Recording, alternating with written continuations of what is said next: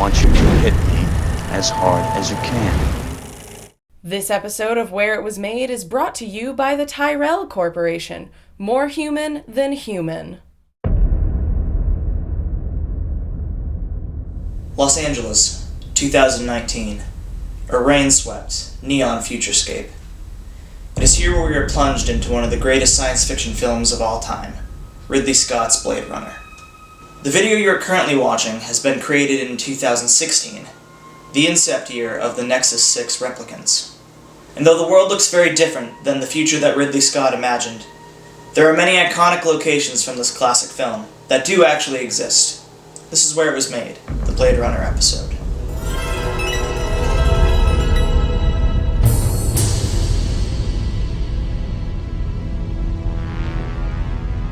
We begin at the apartment of the Blade Runner himself, Deckard, as portrayed by Harrison Ford.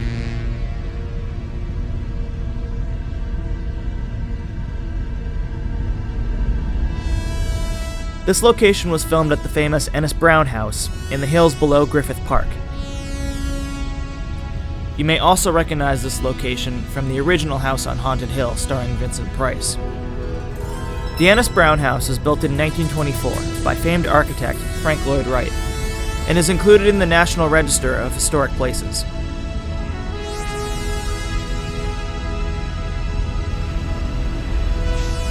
Center and pull back. Stop. Track 45 right.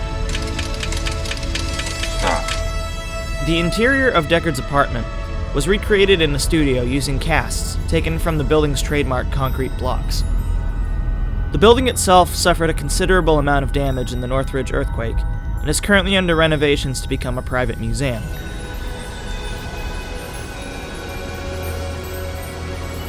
Too bad she won't live. But then again, who does? So, from the hills of Hollywood, we move to downtown Los Angeles, the heart and soul of Blade Runner's filming locations.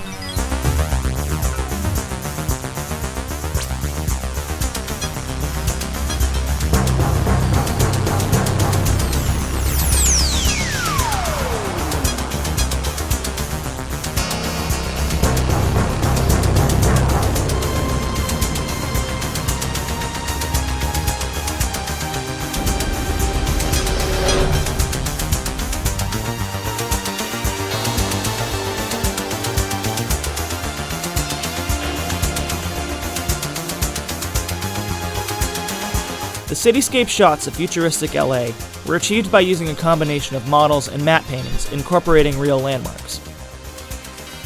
One particular building that was included was the distinctive Bonaventure Hotel, known for its cylindrical towers. When you step inside this location, you can definitely feel a Blade Runner vibe between the neon-lined elevators and the futuristic interior.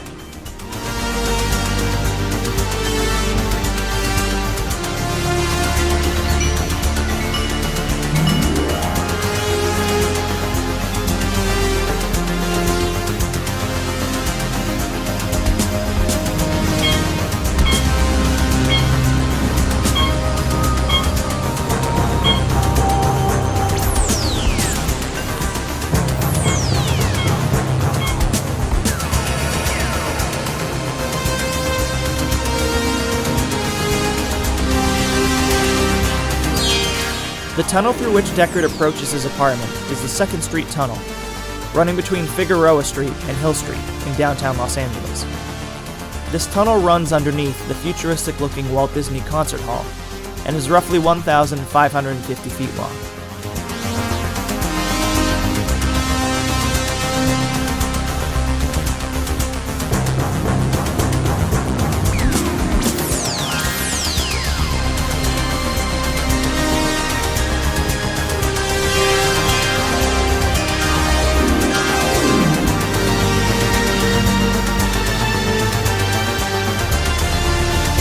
The police station, where Deckard is cast back into the line of duty, is actually an office set built within the concourse of Union Station. Hiya, Deck. Brian. I need you, Deck. This is a bad one. The worst yet. Opened in 1939, Union Station is the main railway station for Los Angeles. and is the largest railroad passenger terminal in the western United States. The office where Deckard is briefed on the replicants was located where the departure board currently sits. For a time, the offices constructed for the filming were in use as station offices, as the crew could get a discount if Union Station could keep the set for practical use.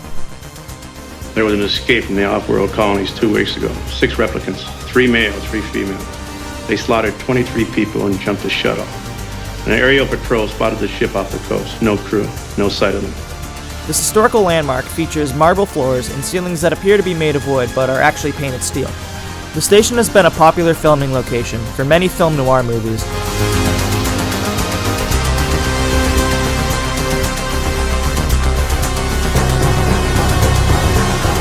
1187 from Troopers. That's the hotel. What? Where I live.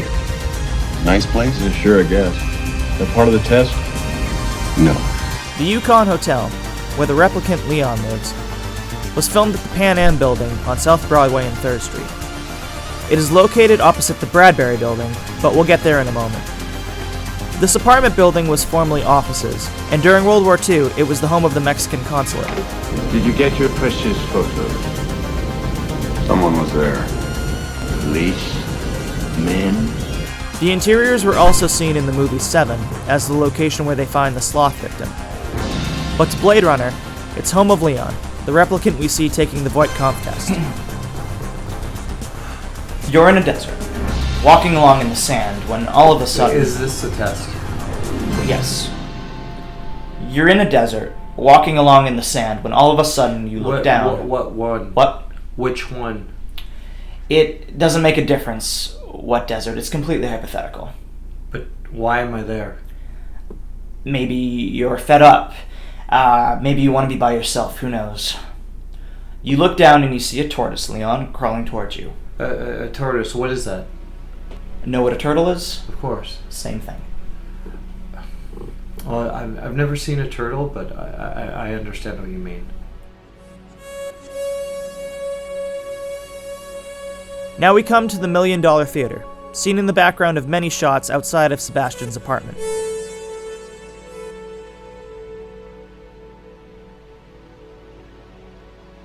This was the first theater built by Sid Grauman, who would go on to create the world-famous Chinese theater in Hollywood.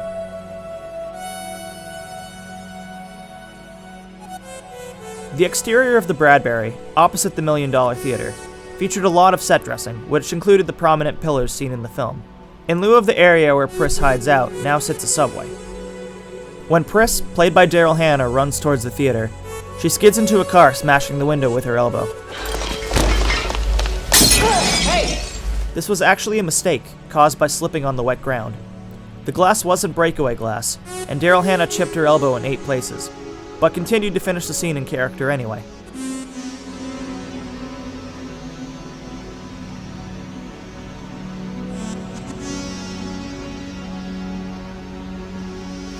You want to come in? I was hoping you'd say that.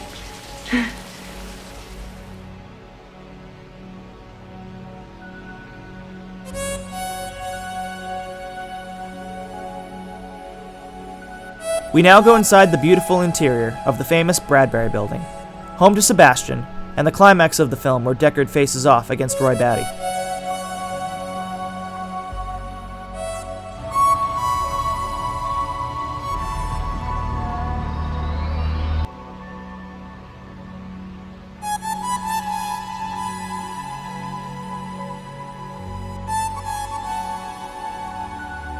Behind its modest exterior lies an iconic court that rises almost 50 feet with open cage elevators, marble stairs, and iron railings.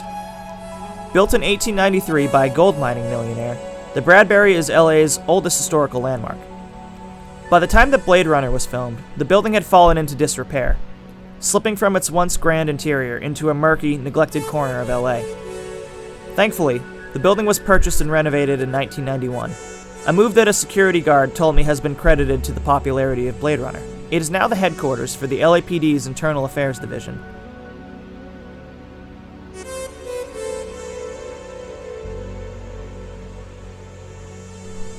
This distinctive building has appeared in many other films, including Chinatown, 500 Days of Summer, and The Artist. But it's best known as the place where Roy Batty, played by Rutger Hauer, gives one of the greatest speeches in sci-fi history. I've seen things people wouldn't believe. Attack ships on fire flying over Orion. I watched C-beams glitter in the dark near the Tannhauser Gate.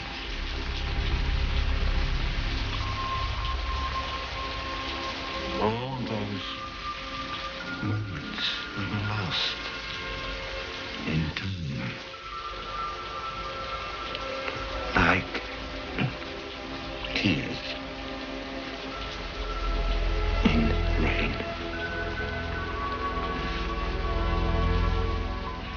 I'm to die. So that'll do it for this episode of Where It Was Made. Thanks for watching. I'll see you at the movies.